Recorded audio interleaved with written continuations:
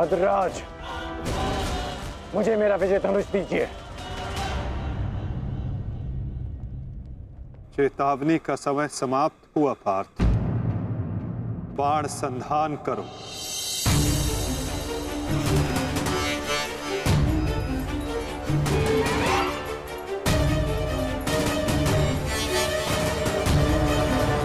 प्रहार कीजिए अंगराज। मैं निशस्त्र पर प्रहार नहीं करता सत्यसेन, इससे योद्धा की कायरता सिद्ध होती है। परंतु माधव, वो निहत्था है। नहीं पार्थ,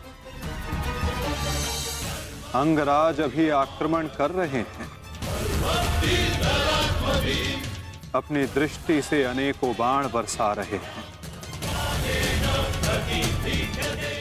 यदि अंगराज के हाथों में विजय धनुष आ गया तो तुम कुछ नहीं कर पाओगे पार्थ। अंगराज को परास्त करना असंभव हो जाएगा।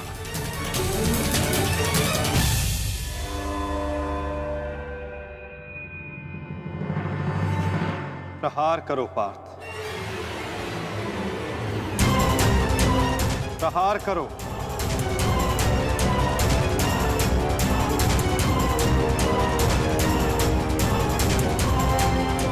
अपने मार्गदर्शक की आज्ञा का पालन करो पार्थ। अभिमन्यु की पीड़ा को स्मरण करो।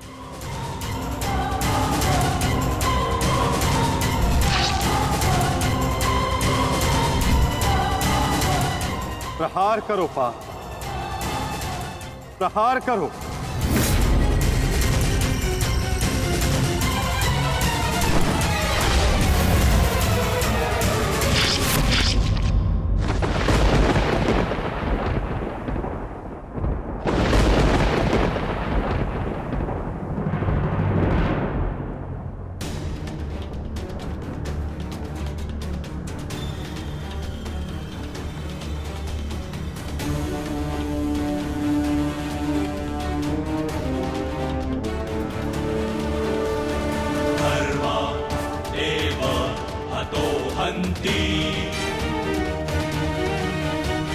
धर्मो रक्षति रक्षितः तस्मात् धर्मो न हन्त्यो। ये क्या है माधव? मानो धर्मो हतो वधि। अंत। अधर्म की नींव को गिराने के लिए भवन के सुंदर कंगूरे का भी अंत करना पड़ता है। धर्म एव हतो हन्ति, धर्मो रक्षति रक्षितः तस्मात् धर्मो न हन्त्यो। मानो धर्मो हतो वधि। प्रहार करो पार्थ,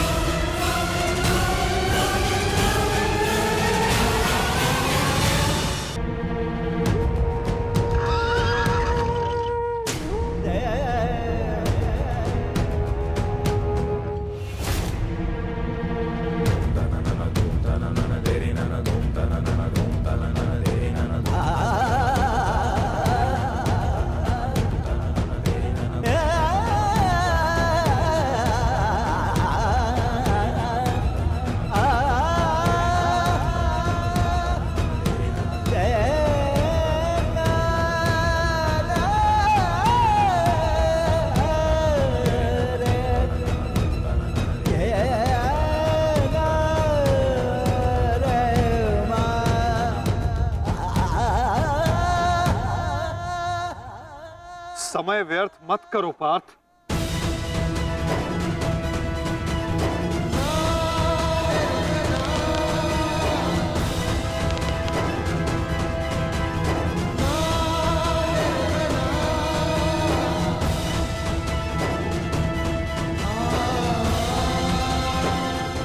प्रहार करो।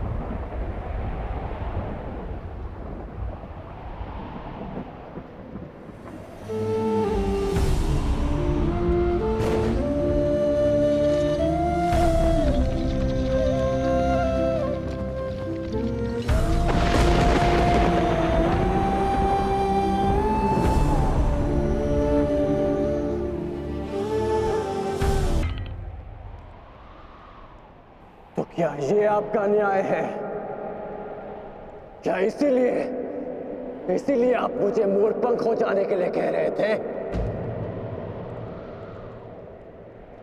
उत्तर दीजिए, उत्तर दीजिए, उत्तर दीजिए, उत्तर दीजिए, उत्तर दीजिए।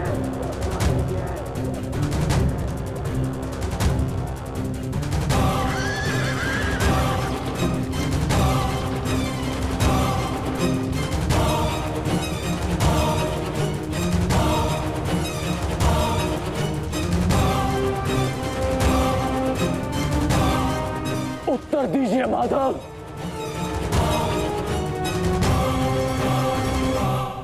उत्तर बहुत लंबा है कर्ण,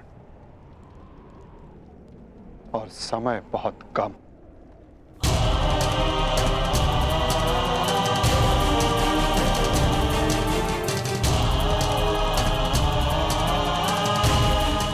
परंतु अपने मित्र के प्रश्नों का उत्तर मैं अवश्य दूंगा।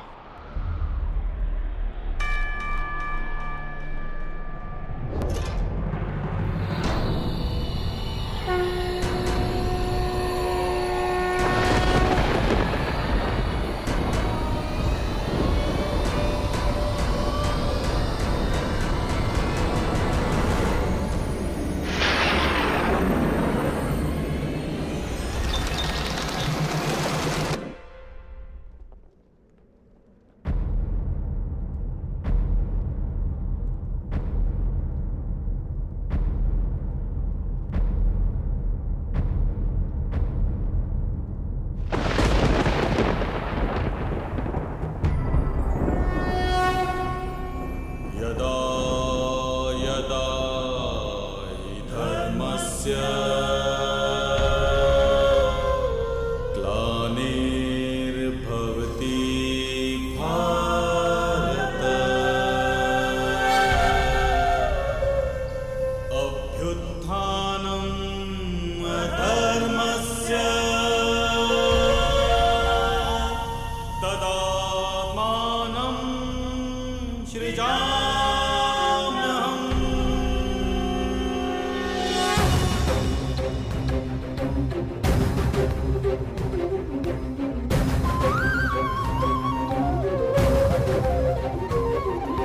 यदा यदा हि धर्मस्य ग्लानिर्भवति भारत अभ्युत्थानमधर्मस्य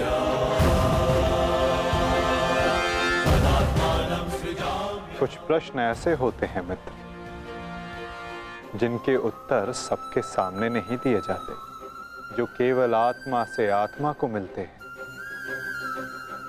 अब समय थम गया है, पूछो, क्या प्रश्न है तुम्हारे मन में?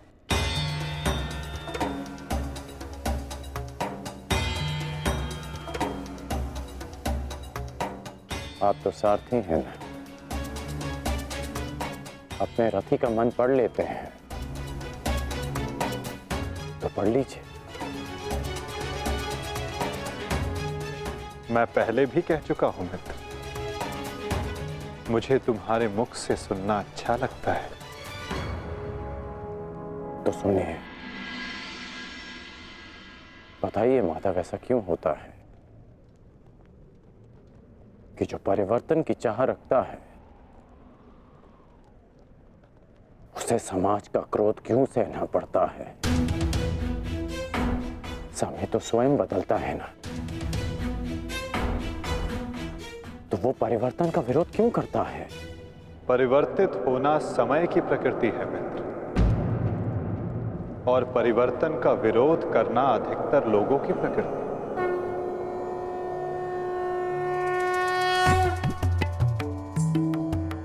परिवर्तन के कारण मनुष्य को अस्थिर होना पड़ता है, और यही अस्थिरता मनुष्य को पीड़ा देती है मित्र। इसी कारण समाज परिवर्तन के विरुद्ध खड़ा होता है, परिवर्तन करने वालों को पीड़ा देता है, ताकि वो परिवर्तन के मार्ग से हट जाए। तो क्या इस विरोध के फलस्वरूप समाज को अधिकार है कि वो एक अबोध की हत्या करे? क्या दोष था मेरे भाई शौनक? यही कि उसने वेद पाठ किया, उसके लिए उसके मुख में पिघला स्वर्ण भर दिया गया।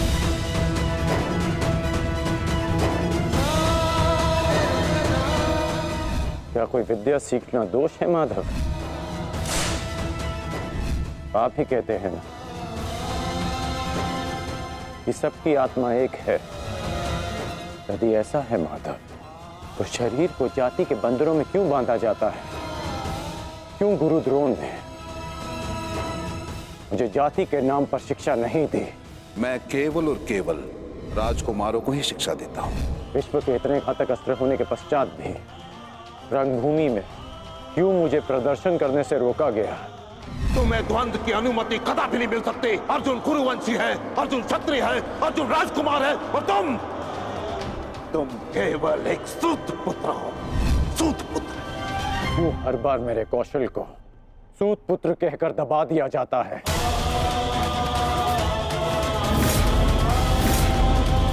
ठहरो, मैं एक सूत पुत्र से विवाह नहीं करूंगी। बताइए माधव, क्यों होता है मेरे साथ ऐसा?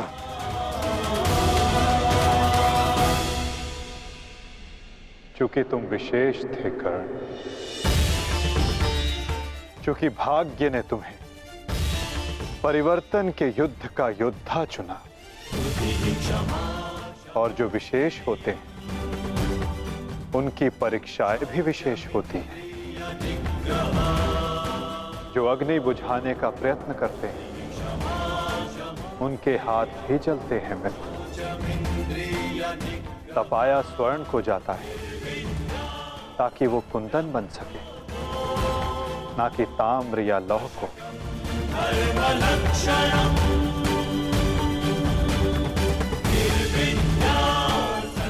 मेरी दृष्टि से देखो मित्र, आज तुमसे बड़ा पराक्रमी, तुमसे बड़ा शूरवीर और कोई नहीं मेरी दृष्टि में। अर्जुन भी नहीं मित्र।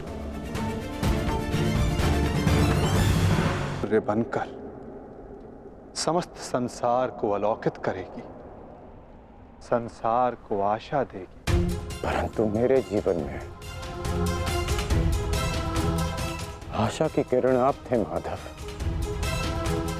आप मेरी प्रेरणा थे। फिर क्यों अन्याय किया आपने मेरे साथ? आप तो जानते थे ना कि मैं सूत पुत्र नहीं हूं। फिर क्यों सदा मेरे और अर्जुन के द्वंद्व को रोका आपने? और आज भी युद्ध भूमि से दूर मुझे आप यहां ले आए। क्यों धर्म के रथ पर बैठकर आपने अधर्म का बाण चलाया?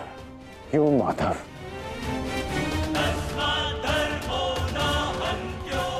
यदि आपको मेरे प्राण चाहिए थे तो सीधे कह देते माधव। मैं प्रसन्नता से अपना शीश काटकर थाली में आपको भेंट कर देता।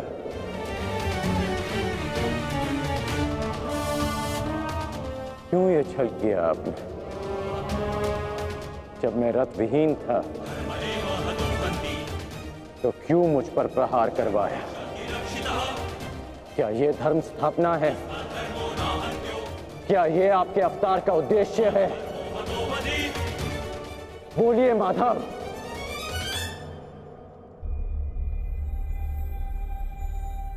आप उत्तर क्यों नहीं दे रहे हैं? अर्जुन से पूर्व मैं आपका रथी था, आप मेरे सारथी थे, और आप ही कहते हैं ना कि सारथी रथी का मन पढ़ लेता है। तो आज क्या हुआ? आपको मेरे प्रश्न पता है, फिर उसके उत्तर क्यों नहीं दे रहे हैं आप? बोलिए।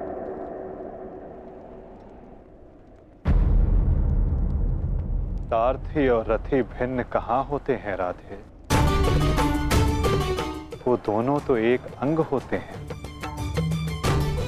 जब एक सारथी अपने रथी के मन में उठने वाले प्रश्नों को समझ जाता है, तो क्या रथी को अपने प्रश्नों का उत्तर अभी तक नहीं मिला? परशुराम तुम्हें श्राप देता हूं। जिस समय तुम्हें इन दिव्यास्त्रों की सबसे अधिक आवश्यकता होगी, उस समय तुम इसके अनुसंधान की विधि भूल जाओगे। ब्रह्मास्त्र का आवाहन भूलने पर भी तुम्हें भान नहीं हुआ मित्र कि ये सब क्या है और क्यों हुआ?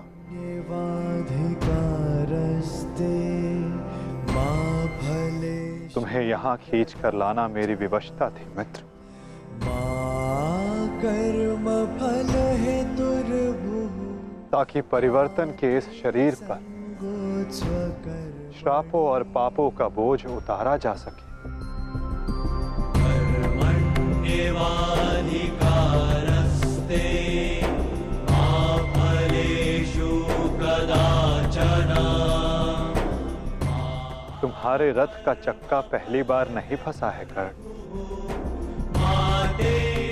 स्मरण है पहली बार तुम्हारे रथ का चक्का कहां फंसा था?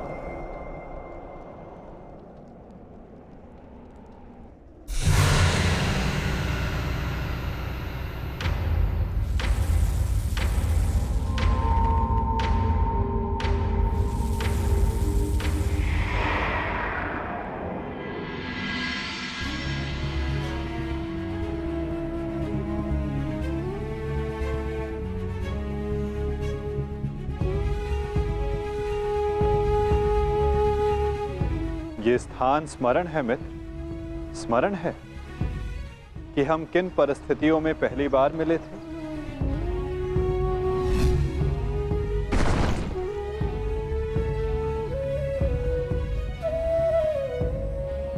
वर्तमान के कर्म भविष्य में फलदायी होते हैं अंगराज।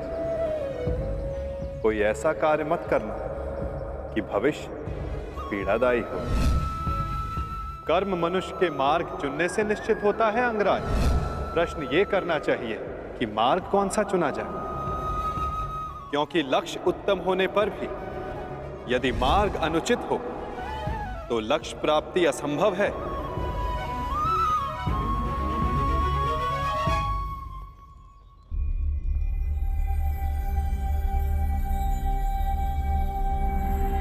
स्मरण है मुझे।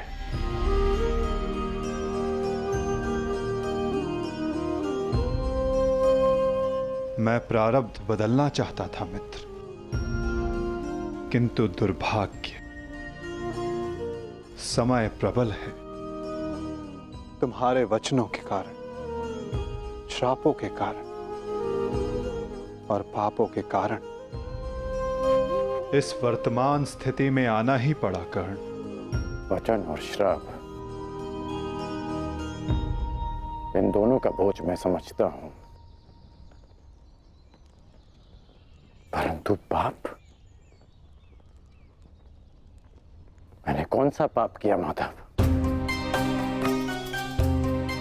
परिवर्तन की चाह रखना, क्या ये पाप है? अपने गुरु के विश्राम को भंग न करना, क्या ये पाप है? अपने मित्र की सहायता करना, जिसने सदैव मुझे सहारा दिया, क्या ये पाप है?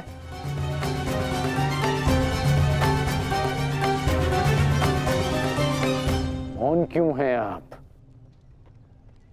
बताइए। मौन, यही मौन तुम्हारा पाप था मित्र। तुम्हारी चुप्पी तुम्हारा अपराध था। पांचाली के वस्त्र हरण पर तुम्हारे शस्त्रों का मौन रहना अपराध था मित्र। होश में आओ दुर्योधन, तुम्हारा प्रतिशोध पूर्ण हुआ, मत करो ये अनर्थ। प्रतिशोध तो अभी आरंभ हुआ है मित्र, और अब इसके मध्य में तुम्हें भी नहीं आने दूंगा।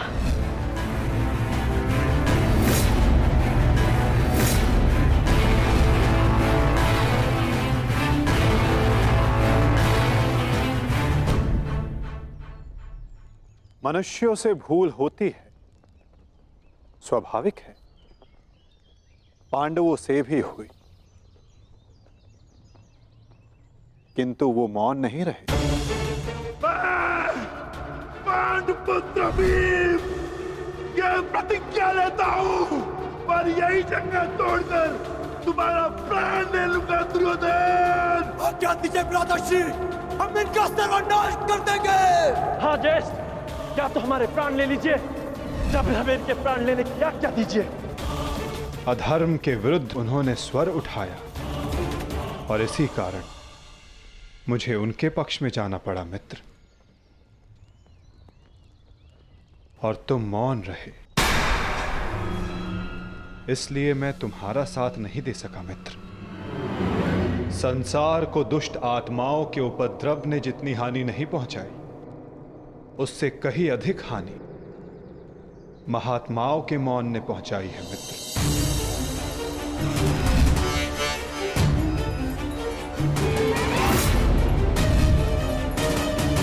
अभिमन्यु के वध पर तुम्हारा मौन पाप था मित्र।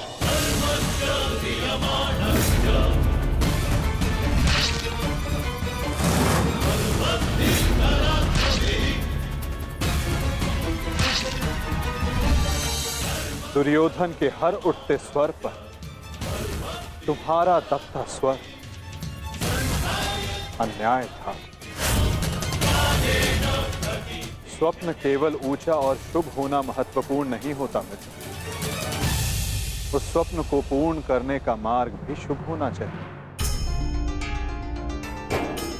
परिवर्तन की चाह में तुम अधर्म का हाथ थाम बैठे मित्र, ये तुम्हारा अपराध था। अपनी प्रतिज्ञा पूर्ण करने के लिए तुम दुर्योधन को मित्रता का वचन दे बैठे मित्र, ये तुम्हारा अपराध था। अमृत पाने की यात्रा तुमने विषधर के कंधों पर बैठकर की मित्र, ये तुम्हारा अपराध था।